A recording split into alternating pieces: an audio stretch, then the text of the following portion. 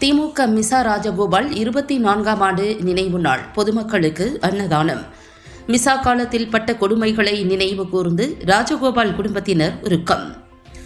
போரூரில் திமுகவை சேர்ந்த மிசா ராஜகோபால் 24ஆம் ஆண்டு நினைவு நாளை முன்னிட்டு பொதுமக்களுக்கு அன்னதானம் வழங்கப்பட்டது.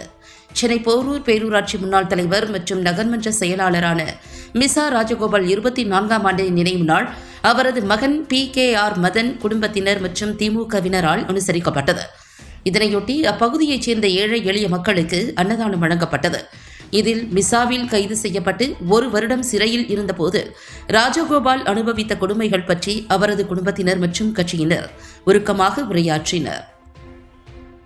PK ராஜகோபால் அவங்களுடைய வீட்டிலிருந்து அவருடைய 24வது வருட நினைவு நாளை முன்னிட்டு அவருடைய மகன் PKR மகன், அவருடைய மருமகள் ஆர்த்தி ஆகிய நாங்கள் 2 பேரும் இந்த 24வது வருஷத்தை மிக சிறப்பாக நாங்கள் பல நலத்திட்ட உதவிகளை செஞ்சு அவருடைய நினைவு, அவருடைய பேரும் புகழும் என்றைக்கும் இந்த மதுரை வாயிலுக்கும் போரூரில் சேர்ந்து சுற்றி இருக்கிற எல்லா இதுக்கும் தெரிய வந்து அவருடைய பேர் என்றைக்கும் போரூர் தந்தை அப்படின்ற அந்த பேர் என்றைக்கும் நினச்சி இருக்கணும் அப்படின்னுட்டும் அவர் 30 வருஷம் தொடர்ந்து பிரசிடெண்ட்டாக இருந்தவர், போரூர் நகர செயலாளராக அவர் பணியாற்றியிருக்காரு.